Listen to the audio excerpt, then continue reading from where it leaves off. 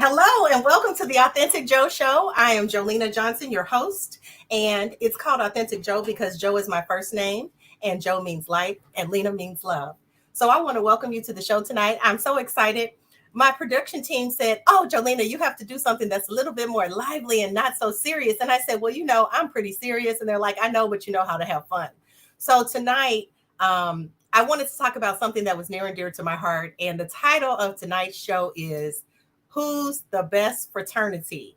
And so, for those of you who may or may not have gone to college, who may or may not be familiar with Black Greek life, some people say, "What does Black Greek mean? And isn't that a contradiction?" And then other people may say, "Well, back in the day, some people may have been relevant, but what are they doing now?" And then other people may say, "Well, if they didn't really pledge like we did, then they're not really part of our fraternity." So, there's some controversy, but there's also some fun. And so I've invited some of my favorite people to come on and share. And if you're watching this on Facebook or you're watching it on YouTube, I welcome you and ask you to share it with your people. Just go ahead and hit the share button. And if you'd like to pop in and join us, you can as well. I put the StreamYard link in the YouTube link as well as in the Facebook link. So if you want to come on and you want to talk about what we're doing today, please do so. And of course, please like and subscribe. And again, welcome to the show. So without further ado, you may notice that I am in red and white. There is not a doubt in my mind who the best sorority is. So I'm wearing red and white. However, tonight's show is about who's the best fraternity. So could you let our guests in, please, producer? Let's see who's joined us. Oh, Julius from Omega Psi Phi. Okay. Hi, Julius. Much love. Well, Ian doesn't say who he's with. Oh, Ian with the beard. All right. Yeah, absolutely. Ian with Kappa Alpha Psi. Michael with Alpha. You with already know. Alpha. Okay. And hold on now. Okay, we got. Wow. Okay. Then we got. Here Mike we from go. the motherland. Can we only get 4 people in at one time? Uh-oh. We got more people in the studio. Producer. There we go. Larry. Oh, wow. All right. Man. Wow. Oh, yes. For Phi Beta Oh. Sigma. Oh, I'm so excited. Wow. Okay, so you all just understand, the viewers, these guys did not know who I asked to be on the show. So I think they're smiling because they're pretty pleased that they're here. And so I have one more surprise who's in the audience, one more surprise, and he's going to tip the scales because we have another member of the organization in here. Thank you for jumping in the video, Jane.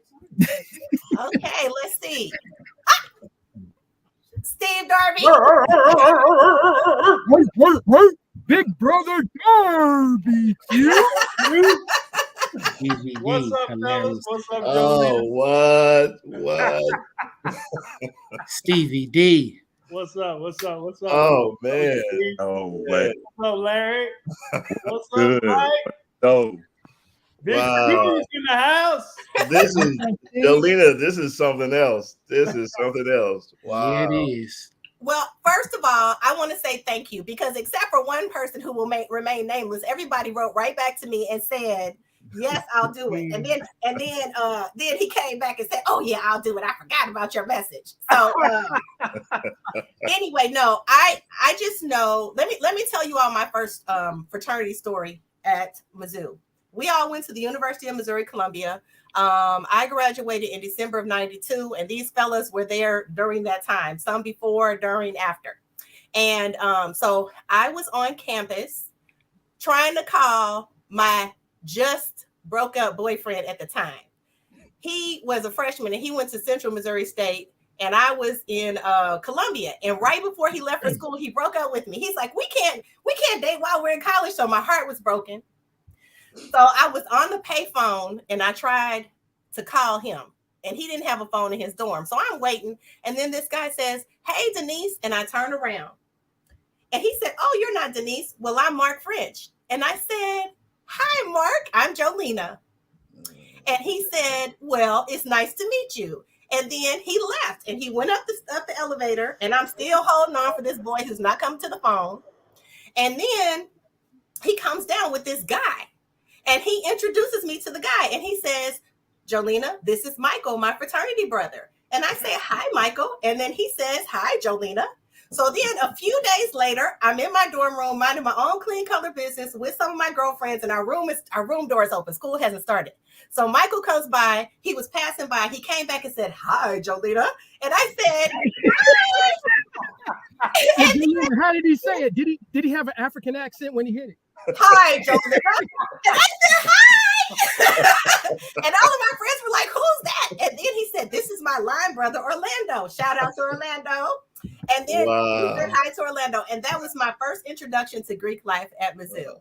And then as the time went, Julius ended up pledging. Steve was already Greek. Larry ended up pledging. I think Ian pledged when I was there too. So it has just been an amazing time. And then, of course, I did pledge.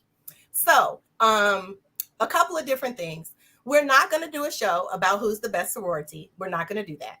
But tonight, you all do get a chance to talk about why you joined the fraternity, what fraternity life has done for you, the difference it's made in your life. And there's a lot of people who say, you know, what's going on with Black Greeks? I mean, what does it mean? What does it mean?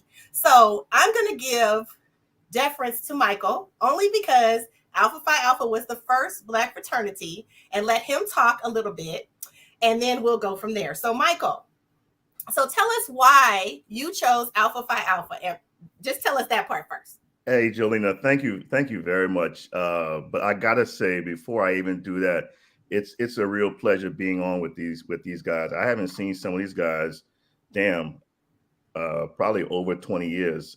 So it's just really good seeing all these guys. I was around when everybody pledged. I think Steve and I pledged at the exact same time. I probably crossed maybe like the weekend before they did. But it's just great to be in our mid 50s and see all these guys just doing amazing things. So when I got to Mizzou, I didn't know anything about Greek organizations at all. And in my freshman year, Orlando and I went to a party. It was an all Greek party. And I saw everybody dancing and going around the floor. And being a freshman just coming in from Liberia, I assumed that this was the way American kids partied. So I wasn't going to risk trying to walk across the floor to ask somebody to dance and risk being told no. So I figured I'll just do what everybody is doing. So I jumped in the line. Ooh. And every line that was going, some of y'all never knew this story, but every line that was going around the floor, I followed everybody. So everything they were doing, any noise they were making, whatever, I was doing it. And you know, God protects fools, because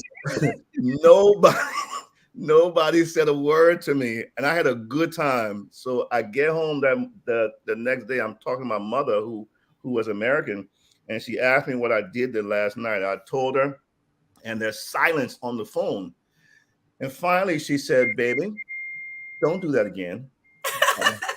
She said, "Those are Greeks." And then she explained to me that she was a Delta. Explained the whole thing to me. And I told her that as I was leaving the party, there was an announcement that said that Sunday there was going to be some called an all Greek rush.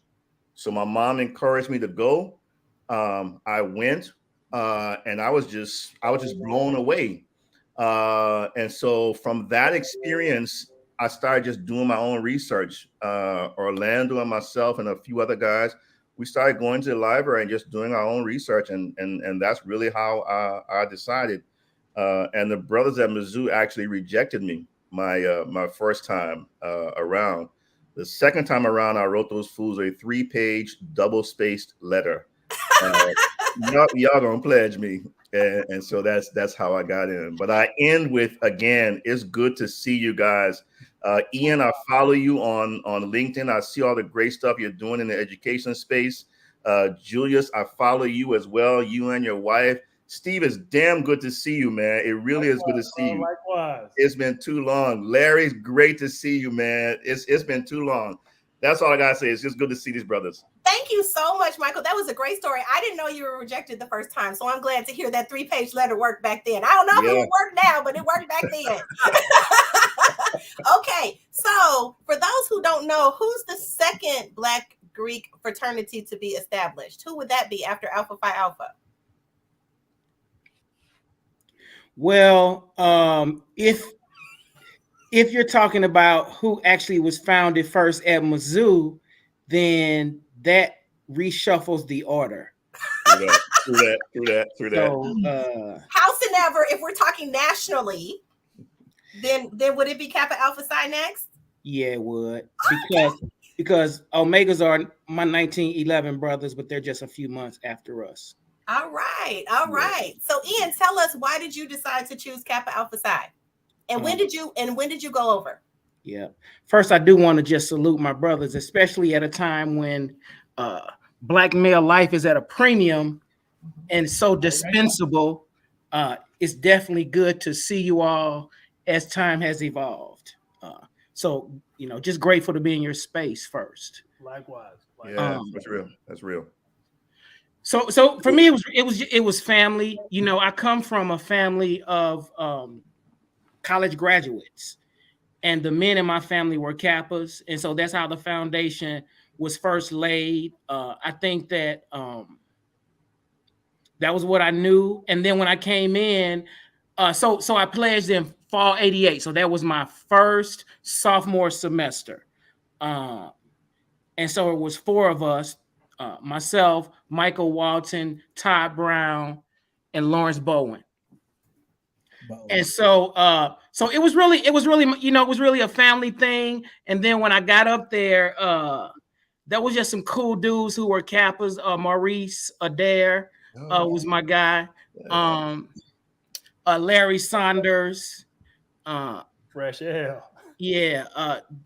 John, I forgot John's name, but John King. Yes. John King. And so those guys were up there. And so it was just wanting to be part of the family legacy. And then I think it was just something that I had a commonality and a shared kind of kinship with those guys. And so that really was it. But, as you get older, I think you reflect on things a little differently.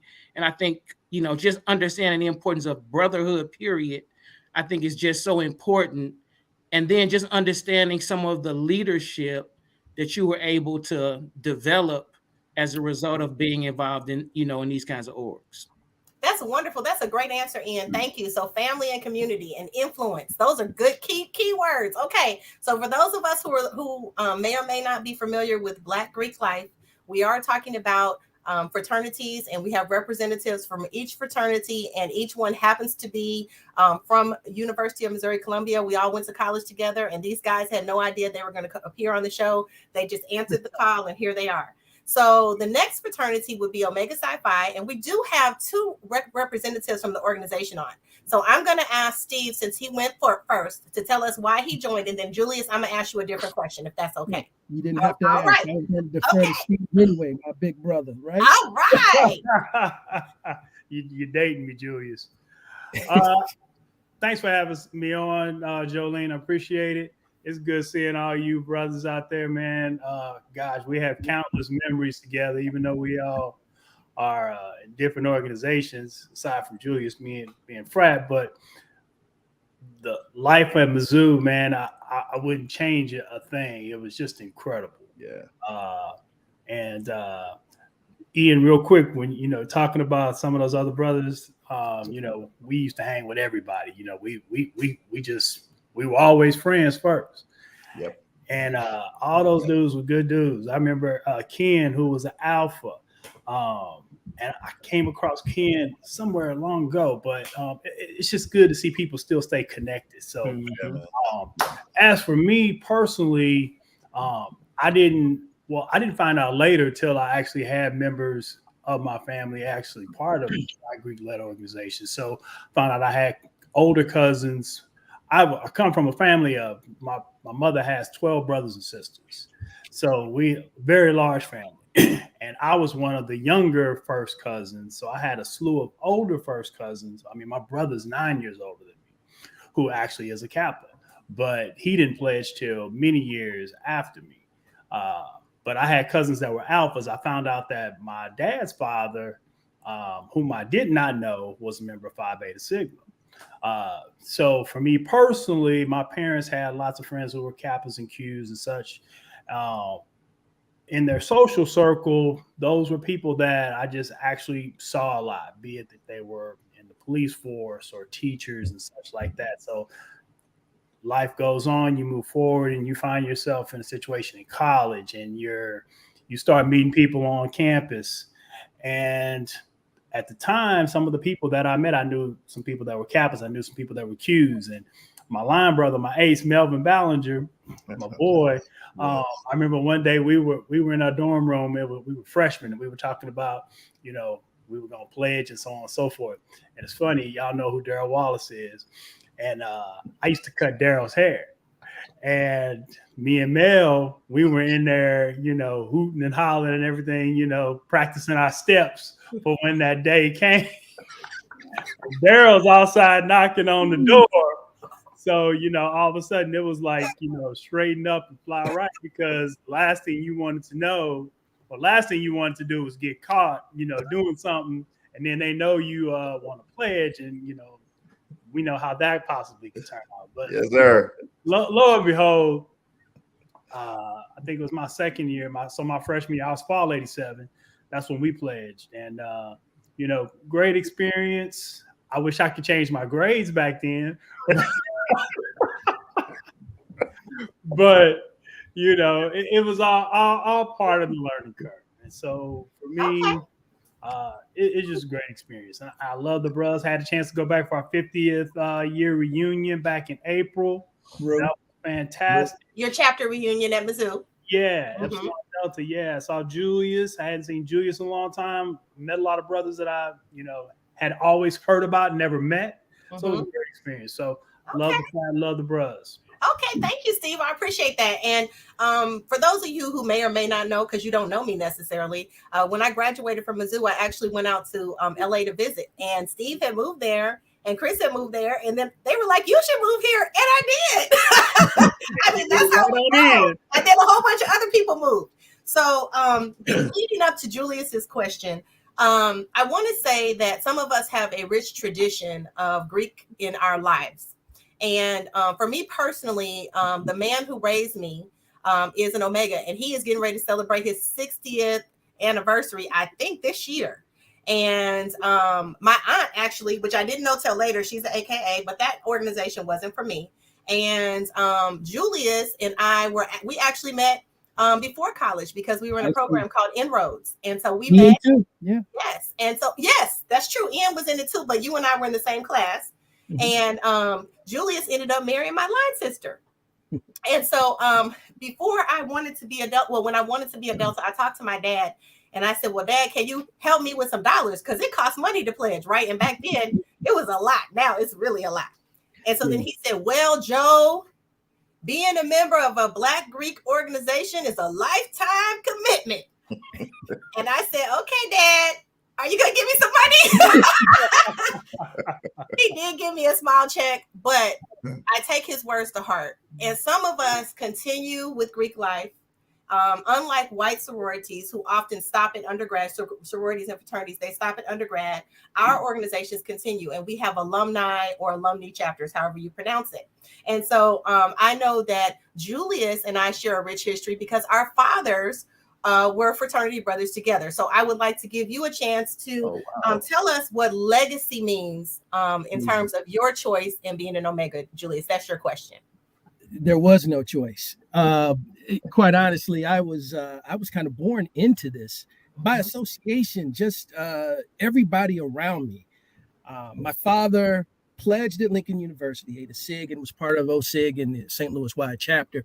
I met a lot of Omegas as I was growing up, but my perspective was skewed. I knew a lot of professional Omegas who were attorneys, colonels, captains in the military, and all of these professional Black men who were getting things done. And then I went to Mizzou and I saw my first Omega party for real. And I was like, wait a minute. These are Q dogs, not Omega. It was a little bit skewed when I came to Mizzou, but it was always already there. It was already written. And I'm going to actually go back to something that was said earlier. And I'm going to ask everybody out here to reflect on this. I would change the years at Mizzou because there were some very ugly things happening on that campus that we had to deal with, contend with, fight with, that we shouldn't have had to deal with as college students. And I could imagine, and I don't even want to imagine what it would have been like if Greek life wasn't there to support us, lead us. And I could think of every single organization on that campus that provided leadership to the Black students on that campus. Yeah. A Greek member was leading every single one. That's right. Yeah. And right behind him was another Greek member, and behind that person was another Greek member. So that I think that says something about what this organization is doing to lead the people on the campus and bring that leadership to the forefront and put it in place where it can actually be used to help the student body. So I'll get off the soapbox. Why did I pledge? Well, like beyond being legacy and beyond my father being an Omega and me having a different perspective on the organization than most, I did take some time to reflect, and look across. And to me, there really was no place else that I felt was right for me as an individual. It called to me in ways that I can't explain. And even to this day, I'll tell you, pledging changed me and made me a better person. Right, wrong, or indifferent, everything that happened, good, bad, or whatever. On the other end of the equation, I was a better person than I was when I started. I learned a lot about myself, what my limits were, and also what it meant to really, really take care of one another. And that type of love, that transcendent love and that brotherhood that we talk about, that sisterhood that we talk about. And I think it's one of the reasons is it's not just Black Greek organizations, but all Black organizations have an issue retaining members and growing over the years. But the Greek organizations, there's a certain level of connectedness. There's a certain affinity. There's a certain love, a sense of duty that it transcends a lot of that. And I could probably tell you that there's a higher level of at least commitment from those members. I know I am still a member, an active member right now, and I'm still reaching back to make sure I do what we need to do in terms of uplift. And, I'm able to say that I'm starting to understand and see. It's kind of, you live long enough, you start to understand a lot of the principles and the things that you learned coming into the organization. Thank you. That was a very full answer. So you have okay. Oh, that's the bark of Omega Psi Phi for those of you who don't know. Julius is raising 3 sons with his wife, my soror. Okay, so I love it. And Julius, I don't know if you remember, when we got up there as freshmen, Martin Luther King holiday was supposed to be a holiday, but they didn't want to let us out for school, and we had to protest about that. Yeah. The Rodney King verdict happened when we were in school, and we had to protest about that. It was a lot of things going on, and the overall Black college, the college government, they had something like, I don't know, $26,000 for a budget, and we only had 872 or something like that for the Black Legion of Black Collegians. Okay, so there was a lot of stuff going on. Derek Pritchard says hello. All right, Derek, you can join the live if you want to. What's up, Q? Okay, so I love what you said, that you're bringing in, so student life, people are getting the idea of what was going on in the 80s and the 90s with student life. And last but not least, Larry Blue Humpty Williams, I would like you to tell us, well, first of all, I remember when you were pledging, because I felt like I was part of the gang a little bit. And Larry, I'd like you to tell us why you chose Phi Beta Sigma and what brotherhood means to you, because I know you have continued to be active in the fraternity and continued to be active in Michigan with young Black people, and we need to hear from you. So please go ahead. Wow. Let's see here. I'm mad nervous. I gotta say, you guys made public speaking seem smooth. Man, come on. Come on, Larry. What's up? Real talk, man. Let me just breathe. Forget we know you. I know. Yeah. It's good seeing you, brother. Hey, for sure, man. For sure. Let's see here. This is amazing. Remember you leading res life too. Remember that? Hey, man, I'm trying to live life as beautiful as possible, no matter what, man. And congratulations on your wedding, your recent wedding to my soror. Oh yeah, you know, Congratulations. between every Delta Sigma Theta, there's a Sigma. I ain't gonna say nothing. We'll leave it. Let him keep on talking. All right. All right, this will be interesting. I'm gonna bring this all together, especially kind of fitting since Sigma is the sum, the fourth fraternity founded in 1914. So let me just sum all this up. It was zero clue. It was a universal God hand that had me pledge Sigma. I had no idea what fraternities were. I came out of Detroit, no family members, and pretty much just blessed to go to college. And so my first freshman year, 87, 88, I had classes with this one kid from California. I was from Detroit. We was both out of state. His name was Sam. Sam Mobley. So Sam Mobley and I, we started seeing that we kept passing each other. So we just kind of connected, became friends, 87, 88. I saw Michael Wotorson online pledging. I saw Steve online. I remember because Mike, it was three of them running around. And from Detroit, let's just say it was real different coming to Mizzou as a predominantly Black from kindergarten to 12th grade all my life. And then to come to Mizzou, and it's just like, oh, this is where America really is. I'm tripping. Like the norm I thought was not real. And it was kind of a shock. And you're seeing Black people all sit together in the dining hall. So I thought, you know, like it was still like Jim Crow down south. I was like, so it was a real culture shock. And the Greek fraternity scene, I really didn't understand it. And so me and Sam, we were kind of almost like, what's with this whole, you got to be in Greeks and got to be in the organization. And Julius can tell you too. Julius was a founding member, and we started Me Phi Me. What? I did not know that. Yes. Oh yes. Oh, Steve, you did not know because you would have wrecked me. I'm about to bring it all in. I might as well keep our mics on. And then, I'm in the Persian dining hall, and me and Sam and this Julius, and it's like 14 of us, and we got women, we got men. We're like, you know, forget all the norms, forget all the labels. You know, it's about to be each person to uplift each person. And that's what Me Phi Me was about. And we was like, it's all inclusive, all welcome. We're not trying to be exclusive. We young, 18, 19, coming from what I just described, you know, my little pocket of Chocolate City. So, you know, I'm trying to like think I'm being revolutionary with this Me Phi Me idea. We in the Persian dining hall. We made up our own hand sign. So we really imitating the Greeks, not knowing it, though in our mind, we thinking we being different. Me and Sam, we like Me Phi Me in the dining hall. I come out the dining hall. Next thing I know, 3 alphas approach us. And I was like, whoa, you know, and the 3 alphas came up on us like gang. I was like, oh, snap.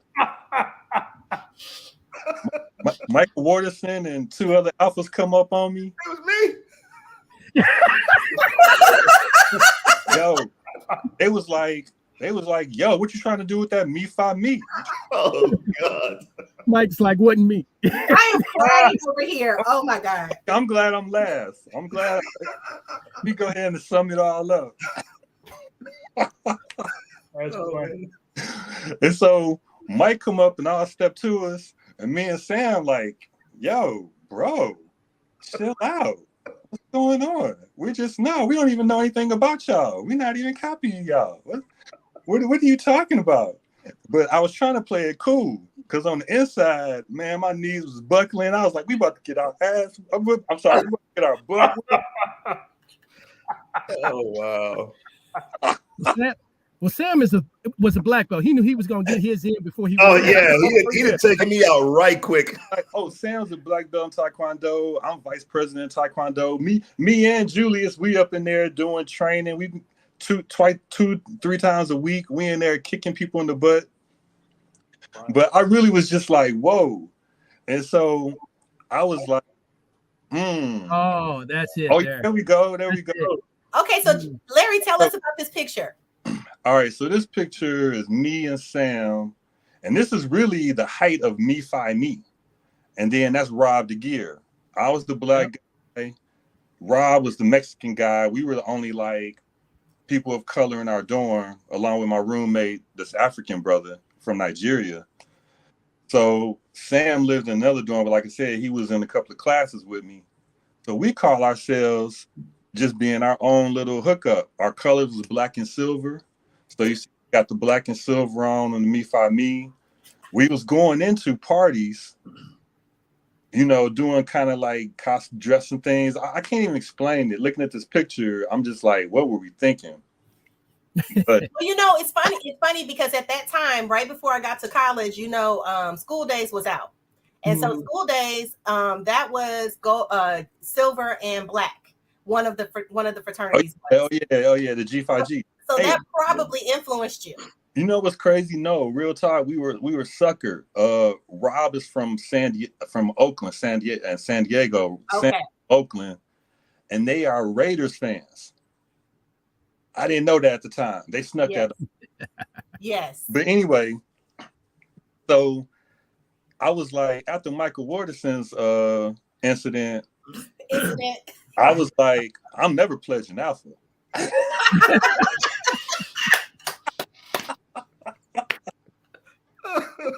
Yeah. Scared him away, Mike.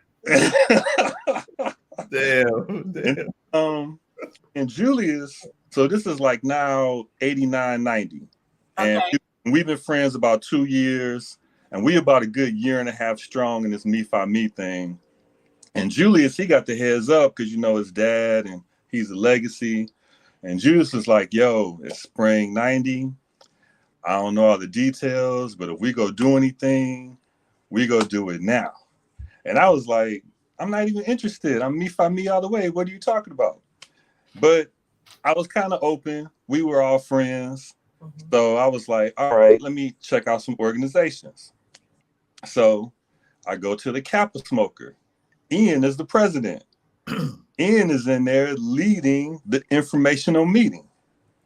And I'm just like, Ian, who be like doing all the pretty boy stuff and cool and smooth. And really, Ian was like a cool brother off rip. And so when we was in the Smoker, and I'm just sitting there getting soaking in information, I'm like, man, this is man, Ronnie B. Wow. Exactly. That's the Kappas. Ian's in the middle, you guys. Okay, go ahead, Larry. Let me tell you. Oh, I'm so glad you got this picture. Okay, look. Okay, so these are guys that's at the Smoker. Ryan? And I know Ronnie. Ron, oh, that was like one of my homies when I first was a freshman. So anyway, the brother that's behind Ian, the tall brother. Melvin Bullard. Melvin Bullard. Yo, after I go to the Smoker and I'm kind of impressed with, you know, Kappa Alpha Psi, and I was like, man, that's kind of deep. Okay, I feel the Kappas. Like the next day, I get a knock on my dorm room. Melvin's on the door, and he came up on me like, yo, I need you to fill out this informational card. I was like, dang, brother, how you doing? Wow. Brother, I got this informational card right now. I was like, dang, man, I feel kind of pressed right now. That's unheard of. Oh my gosh, he came to your door. I was like, hey, let me just hold the card, man, and I'll get back with you, man, you know. And so he was like, all right, man, you better hit me back. I'm like, all right, I will bet. He left. I was like, okay, nope, not doing that. That's stupid, boy. You are silly, man. I went to the Q Smoker with Julius. And I'm like, all right, let's go check this out. So I hit the Q Smoker. Again, different contrast from what you see on like the surface in a promotion organization. from the party stepping, they're more business, they're organized, they coming across, very like structured. And I was like, man, like the Kappas, I was impressed. I was like, wow, this is, like Ian said, seeing Black men present themselves as strong, as leaders, it was a rare thing. And it was impressive from the guys just stepping around partying. Yeah. And so I was like, all right, I was feeling the Omega emotional. And I was like, Julius is my man. So I was like, okay, this might be, the move if I do it. And then me and my partner Sam, along with the president and vice president of Taekwondo, we were president and vice president of the Residence Hall Association. And we was throwing a party at Memorial Union upstairs. The same weekend in the Sun Deck, the Sigmas was throwing a party. And so, as you saw, as we was dressed before, we would always go to the Black Greek organizations, go to the parties, support all of them. So we went downstairs to check out the Sigma party. Now, I can tell you, Residence Hall Association is dorm affiliated. I just really did it for the free room and board.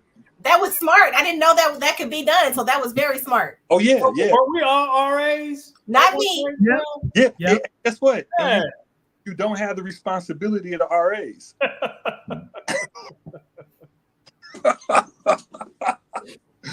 You don't have the responsibility of the RA. I got free room and board, and I just have to do a few meetings.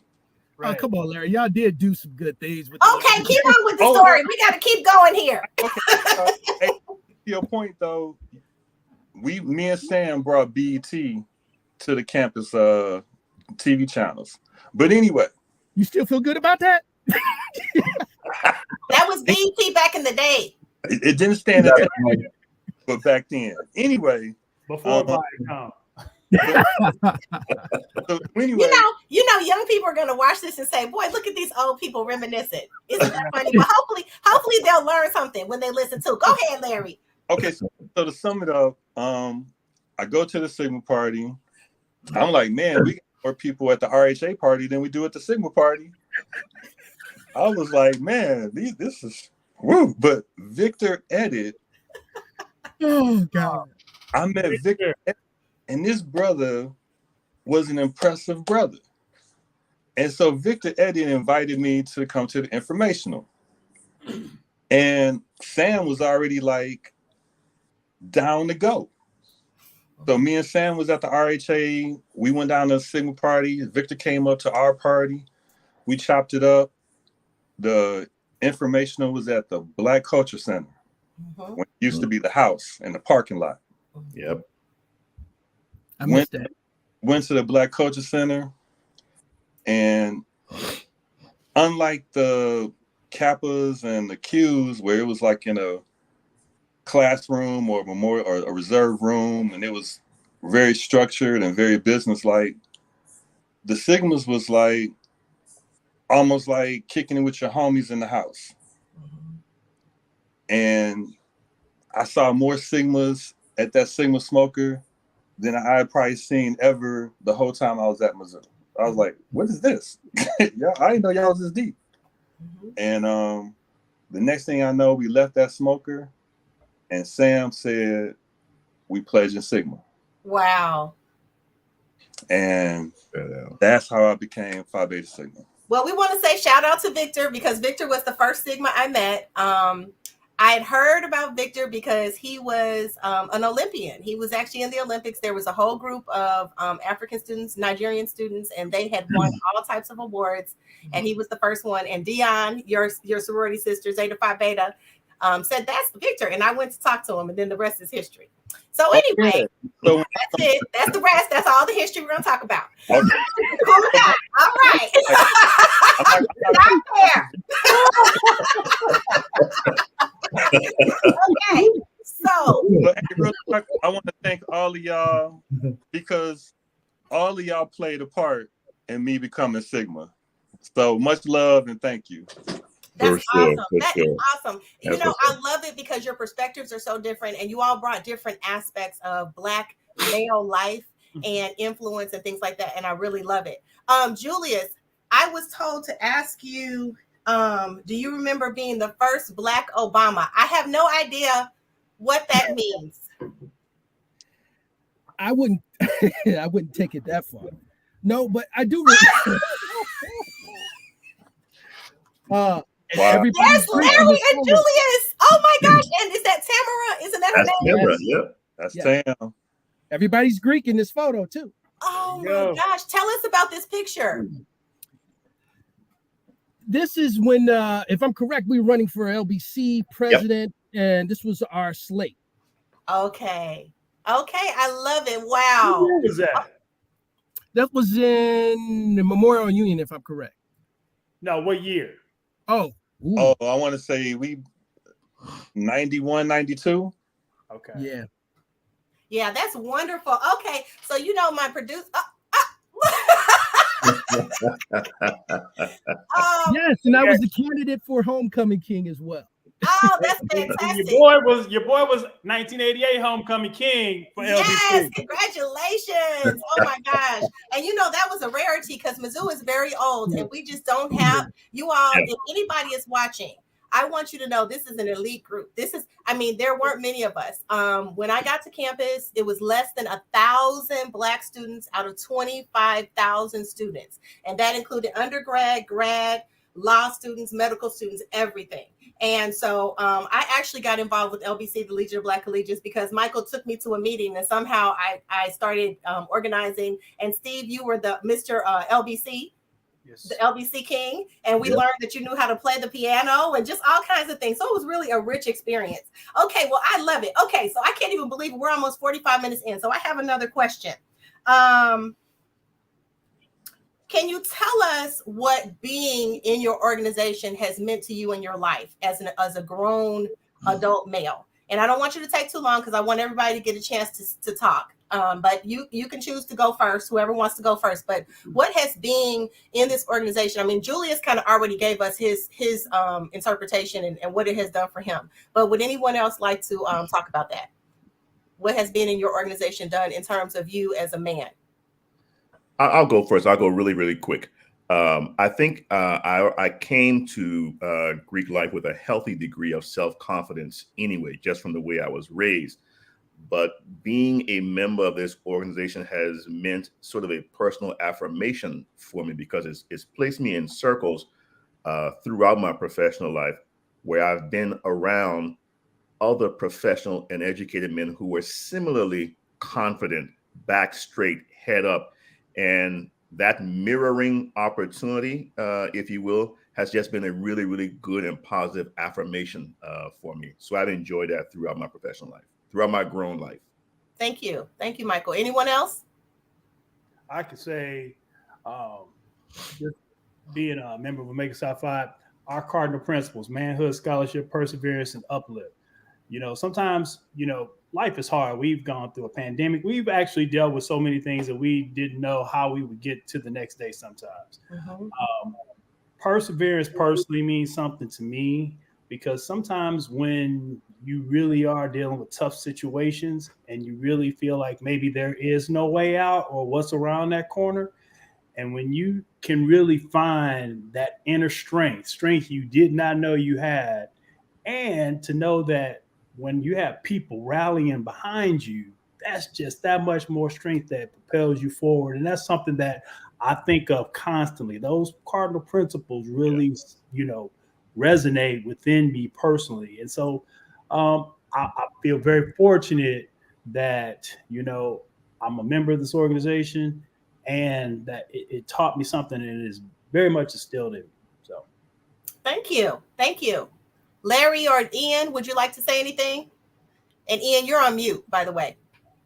All right. I'll just chime in right quick. Basically, like Steve said, the internal fortitude that strengthened personally, the networking with other like-minded, progressive Black men, locally, nationally, and internationally. is that if we all can share, you have so many experiences where the doors through your organization have led to so many like opportunities beyond what you imagine. It's just very fulfilling on a lot of levels. Personally, you know, like he was speaking to socially, mentally, and then even health and wellness. I've had a few brothers keep me in shape, push me. It's just all around. It's been very fulfilling. Very good. And the one thing I try to encourage people is to know that it's a rare opportunity where you can be around like-minded individuals, where you guys are creators, organizers of programs, events, and it tests your leadership, and it provides that opportunity unlike any other platform, really. Yeah. Thank you. Go ahead. Yeah. I think at this stage in my life, I think it's being there to support each other during those tough times. You know, a lot of us have, ailing parents or siblings, or we've gone through personal illnesses. And I think being able to know that you have somebody to lean on, especially, it's hard for Black men sometimes to show that vulnerable side. So I just feel like when you have a bond of brotherhood, that's a space where you can do that. So I feel like that's one of the advantages, especially now, and especially at our age. And I would say everybody here we're all over 50 right now. Yes. Yes. Oh my God. Well, everybody looks really good. I wouldn't necessarily know it. Jolene, I would like to jump in there on something. Sure. The professional piece and the networking piece is exceptionally powerful. I can point to being extended fellowship opportunities because I'm an Omega. Well, granted, I had the academic background and the experience, but it also opened the door. The person who hired me into Ford Motor Company happened to be the president of the National Black MBA Association and also happened to be an Omega. So there's some things here when I was working in the assembly plant and things didn't work quite the way I wanted to. Around me were Omegas. So I can really say to people who are looking at the organization and only looking at it from the surface, there's some things here that this will open doors for you and afford you opportunities that you might not otherwise be able to obtain just because of the brotherhood.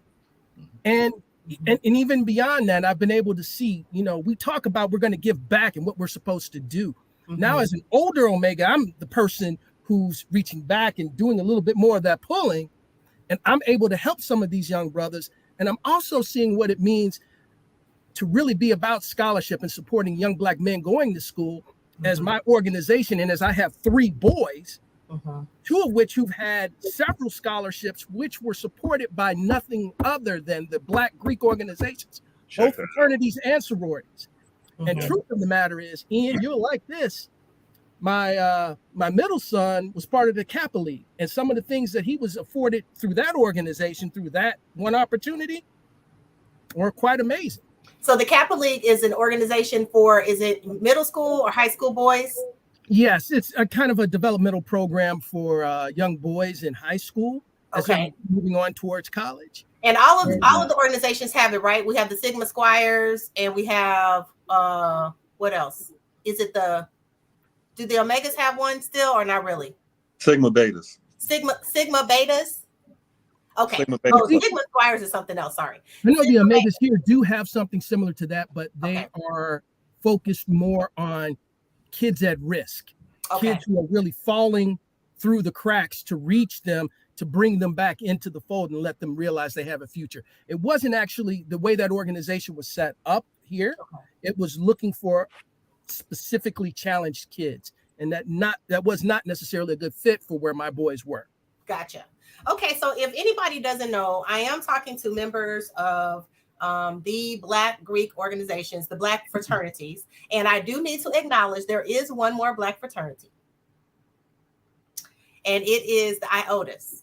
However, I don't know any Iotas, and so I could not include them today. And they were not at Mizzou's campus when I was there. I'm told they came later. So I am not trying to discriminate against them. And I did want to give you all the shout out. However, that is why they are not represented on the call today. And if you have just joined us, this is a group of fraternity men who all went to Mizzou during the 80s, the late 80s and the early 90s. And we've just been talking about what Greek life means. And, oh, there's a question. Okay, before we get to let's ask that question. Which smokers did you all go to before deciding? So Larry did tell us where he went. Did anybody go to any other smokers first? I only went to the Qs. That was it. What about you, Michael? No, I went to the Kappa smoker, and I believe I went to the Sigma smoker as well. Okay, all right. And what made you decide for Alpha? It was just, did it just seem like the fit for you? Like a lot, all the guys are saying, it was just the one that spoke to me. Interestingly, so that lest anyone get the idea that there was this raging exclusivity going on, like we're part of this organization and we don't mess with nobody else, and all that kind of craziness. Look, my freshman year, the guy that used to cut my hair for free, I'm a kid from Africa. The guy who used to cut my hair, Ian, was a Volte Bell. For free, and we didn't talk Greek stuff. He just saw a young black kid, and he took me under his wing. The guys that I used to go to the campus protests with when we were protesting apartheid in South Africa, I was a freshman. These were all Sigmas. What's the brother that's in the state legislature in Kansas City now? That brother. Oh, Joe James. Gresham. Oh, Yeah. no, not James. It's Joe James. Gresham, all these guys, these were guys who I met as a freshman. In Omega, there was a brother by the name, I don't remember his last name, Maurice. He was a poli-sci major. Maurice King. Let me tell you something. One of the reasons when I switched my major, he was a smart dude, and started to think about going further in political science is because of the way I saw this brother move. And that brother was an Omega. And he was the first black homecoming king of all of Mizzou. I didn't know Maurice King was an Omega. I never knew that. I just knew his name, his legacy. So I'm saying all that to say that there was this thing that happened where we both sort of directly and indirectly supported one another in ways that were very, very necessary on a predominantly white campus with the kind of history that Mizzou had. That for a young kid like me, and I imagine for these brothers too, was like really, really major. Okay. Yeah. Can I just add something to that real quick, Jolena? Real quick. And can you explain what a smoker is for those who don't know? So yes. Okay. Add and explain. Yeah. So, just kind of like what Mike was talking about, I really became an RA because when I saw Stevie D be an RA, I was like, oh, okay. Yeah, cool. I can do this, and so just in terms of just the influence that we have over each other, Stevie D was a cool, smart brother who had the opportunity to lead in an environment that wasn't so friendly, even though he had more brothers than I did in Hudson. In the dorm. In the dorms, yeah. But just people just to show you that it can be done, and you can still be on his floor, and he's got the master key. Yeah, no, that's true. I can understand that. President over there. Yeah. But that was a good role model for me to see somebody else who was doing something that I would eventually, get a chance to do. And can you tell us what a smoker was, Ian? Oh yeah, so a smoker is just an opportunity for fraternities to haze kids. No, I'm just joking. No, I'm just joking. With that one.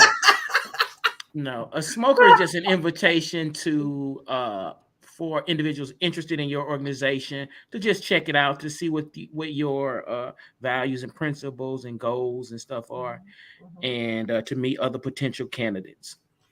Thank you so much. That was very well said. You cleaned it up nicely.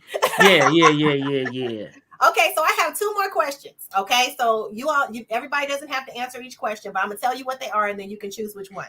I want to know if you have a young man today in today's world, because this world is so much different than when we were in college. The Supreme Court is probably getting ready to reverse affirmative action, of which some of us might not have even made it into Mizzou if it wasn't for that. True. I don't know, but it's possible, and all the other things that are going on. So what would you say to young men who are thinking about going to college, and why is being in a fraternity important, or how could it enhance their lives as young men in 2022? That's the one question. And the second one is, who's the best fraternity?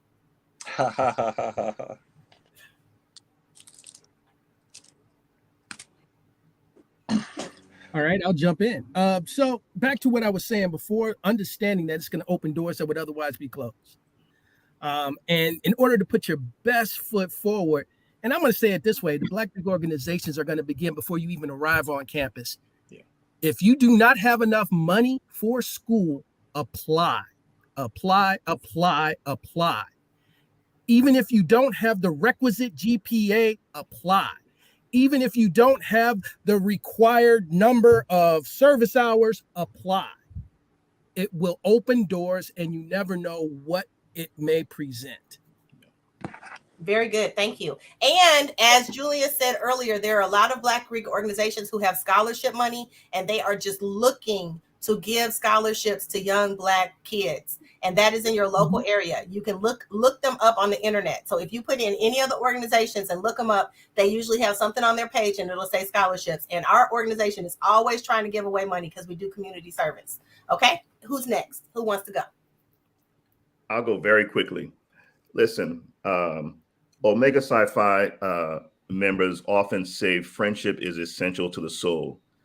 Look, this is what I would say to a young person. That is not a slogan. And when you find yourself on a college campus and classes are difficult, life is difficult, you will learn very quickly as you grow up that friendship is indeed essential to the soul. Now, you don't necessarily have to become a member of a Greek-led organization, but if you do, you will recognize that essentiality and it will do something incredibly positive for you. So take advantage of every good thing that is out there that's available for you. And Black Greek letter fraternities are an example of one of those good things. So take advantage of it. Thank well you. said. Yes. Larry, you were going to say something. A blue. Hot damn, the Sigmas are here. A blue. Let's make this perfectly clear. A blue. It only takes a few of us. A blue. So sit back and watch the Sigma stuff. A blue. I'm the one they call Blue Hump. A blue. Give me a call to make your podcast jump. A blue. Hey, no, real talk. That's just to bring the hypeness, you know. I got 2 points to answer your question. Okay. So the first thing I say to your question is, I ask young men, how does going to college help you achieve what you want to do in life? Okay.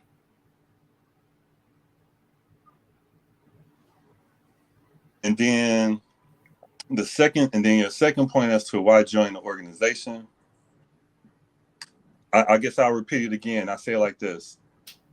It gives you a rare opportunity to be in the boardroom as a young man to make executive decisions, to create programs and events to affect your constituents or to directly affect your market, your fellow student market. It's invaluable experience. Yeah. So go to college if you actually have a vision that going to college affects your life direction, and join a fraternity to gain that experience, to be like a junior executive on creating events, programs, and whatever you can imagine to create. It opens that doors for you to like test your imagination. I love that. Thank you so much. And I know that the guys are talking about boardrooms and things like that and networking, but they're also talking about brotherhood. And I hope you hear this common theme that each and every one of them influence each other in some form or fashion. And I really didn't even know a lot of these stories. When I decided to do this podcast, I was influenced by one of my sorors who was my 8th grade teacher. And when I walked in 8th grade and she said, look at that name up there, it says and I won't say her name. It said her name, and she said, "This is my classroom, and you will do exactly what I say." And then it had the sorority right there underneath. I was in 8th grade. I said, "Who is this lady? I need to know her." And she influenced me. I said, what topic do you think I should do? Oh, you should do Greek life, girl. You should do it. You know you should do it. And so she's already okay. And so I just want to say that being a sister or a brother, being a young person, is difficult, and especially in this day. And I would not trade my 80s and 90s experiences for anything. I would not want to go back. But I tell you, I am so impressed with you all, and I'd like to give you all a chance to share. If you want to share what you're doing now, if you have a venture, if you have a oh, there she is. This was so awesome and a great display of real Greek fraternity love. Thank you, Soror Narita. See, there she is. So if you all have a and then Tracy the Grand, my line sister, great guest. You all know Tracy, married to the Alpha. Okay. So if you all would like to share what you're doing, if it's your company, your organization, a project, or anything, I would love to hear what you're up to, and just let the viewers know who did you become? Who did I become? So I'm the father of 4. There we go. 23, 21, 16, and 10. My 10-year-old boy is sitting here on just opposite me here. Married 29 years. Wow. I work in philanthropy with an organization called the Schott Foundation for Public Education that really works at the intersection of education, justice, and democracy. So we fund organizations all across the country that are focused on reimagining and rebuilding education principled along equity and justice lines. So that's who I became. Most important is daddy of the 4. Thank you. And Michael, what did you say the organization was again? The what organization? It's the Schott Foundation for Public Education. Schott. Okay, Foundation for Public Education. Thank you so much. Okay. You want me to call on you or somebody gonna go? Steve, what are you up to? Stevie D, I'm just trying to age gracefully. That's about Amen. it. Actually, I am a proud father of my only daughter. I'm a grandfather. I have 4 to 6-year-old granddaughters. Gosh, y'all may have saw me on Family Feud. I'm actually an independent real estate broker. I have my own little small company down here in Dallas. So I've been down here going on 21 years. So if you're in the Dallas area, come check me out. That's about it. Like to travel. And one thing I did not get to impart, and a lot of these guys all echoed it, being at Mizzou, we were all friends. We all supported each other. Yes. Regardless what organization we were in. And I know in particular, we would all sometimes be together, even outside of a party setting, just as friends, or we had class together, we were studying together. So it was good to have these relationships, good bonds that last to this day. So, and I can think back seeing all these brothers at any particular time, we were doing some things we probably shouldn't have been doing. and things that were, propelling us forward. So those are memories that I cherish, and I hope you all do as well. And it's made me the person who I am today. Thank you so much. Okay. All right, Larry, you want to go next? What am I doing? For the most part, I'm a family specialist. I've worked with multiple community organizations around the city of Detroit, servicing communities with resources and educational opportunities. Just walking the earth, no doubt. My second marriage, I have 2 daughters. My oldest is AKA my father, Jolena.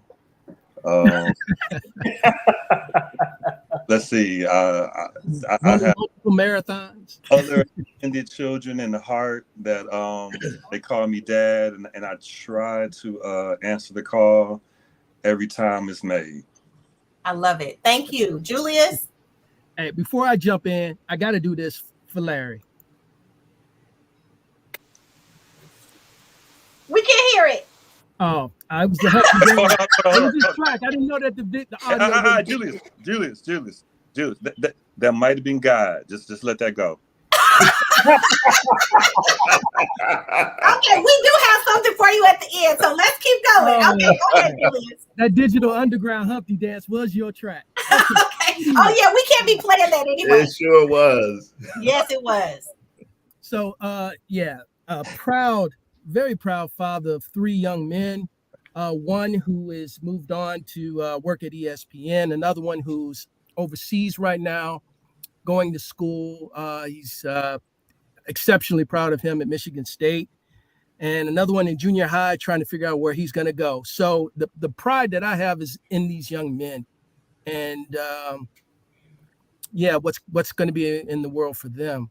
In terms of me, what I have done with my life, after going through Mizzou for 2 engineering degrees, minor in mathematics, minor in economics, went on to grad school, got an MBA, went on to go work for Ford Motor Company. I'm now a quality engineer at Ford Motor Company.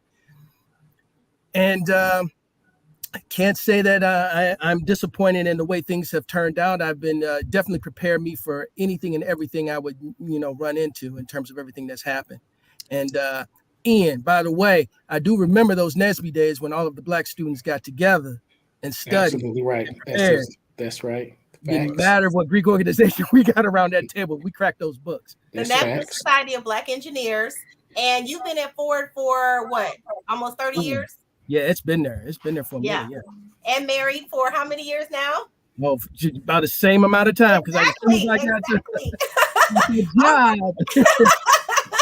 Tell Kim hello. Okay, Ian, last but not least. Yeah, so excited. Good to kind of see where people are and what's going on, what's important. So many of you remember Carmen, who was my girlfriend at Mizzou. So we just celebrated our 30 years, and we have a 30-year-old daughter who also is an educator. So she just finished her 8th year as an educator. She lives in Atlanta. So man, that's good. Once I walked away from the engineering program at Mizzou, I became an educator. So I've been an educator for a long time.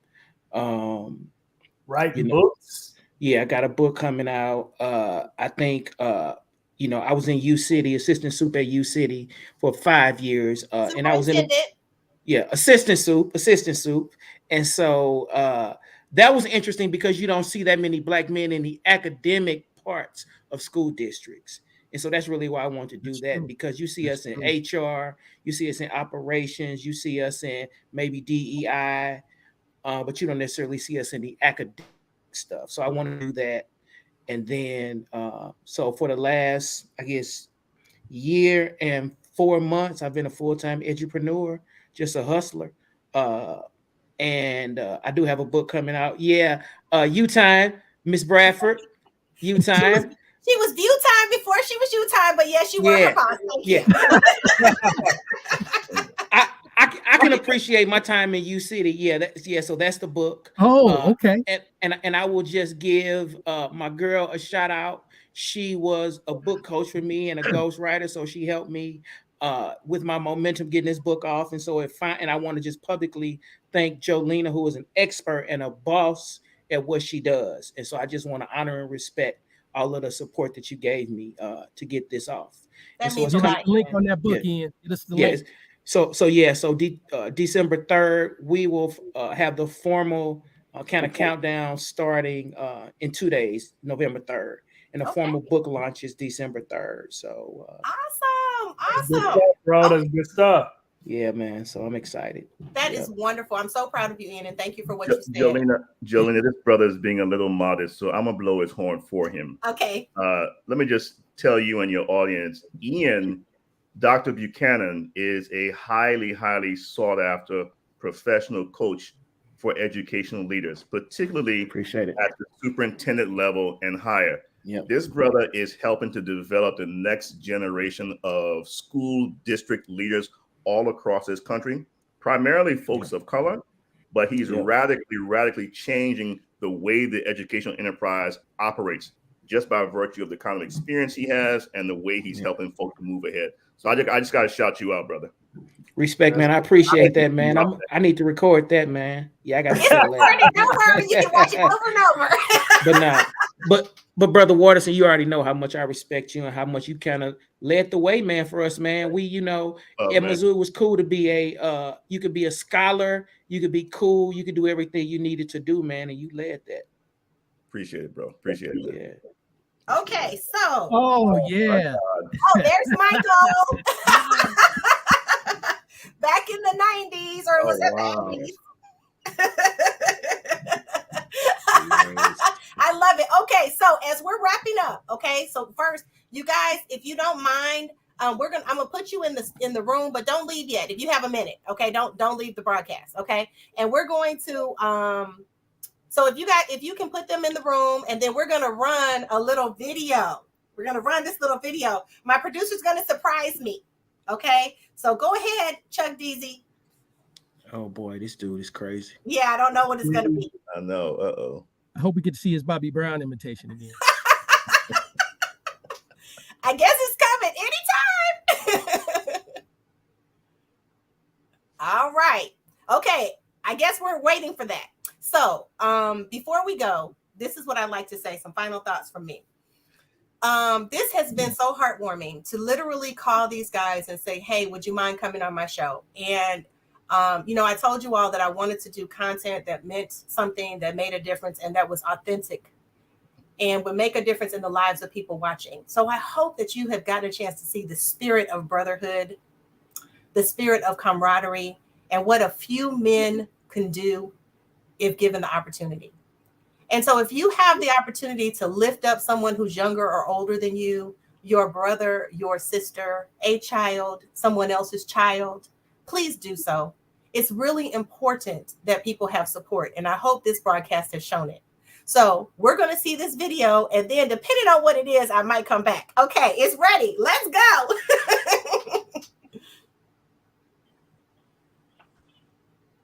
Back in the days when I was young, I'm not a kid anymore. But some days I sit and wish I was a kid again. Back in the days when I was young, I'm not a kid anymore. But some days I sit and wish I was a kid. And everybody say, I remember way back when. And everybody say, I remember way back when. And everybody say, I remember way back when. What? Back in the days when? Back in the days. And everybody say, I remember way back when. And everybody say, I remember way back when. And everybody say, I remember way back when. What? Back in the days when? Back in the days. And everybody say, I remember way back when. And everybody say, I remember way back when. And everybody say, I remember way back when. What? Back in the days when? Back in the days. Oh. That was beautiful. Thank you. And I'm sorry we had our special guest, Stevie D. We didn't get one of your pictures in enough time, so I'm sorry about that. But I do want to thank you, because if it weren't for you, and I mean this, I said it before, but if it weren't for you, I would have never had the opportunity to go out to LA, and living in Los Angeles changed my whole entire life. So I always love you for that. And I want to thank you guys. Again, stay in the studio. We're going to close out this broadcast. I'm not going to do an Ask Authentic Joe question tonight, but I want to ask you all to continue to watch the show. We're on at 7 p.m. Central Time every Tuesday. And please watch on YouTube. Please watch, link, share, comment, all of those great things. I really hope you got something great out of this and that it warmed your heart like it warmed mine. Take great care. And until next time, thanks, guys. It in now. It's about to blow up.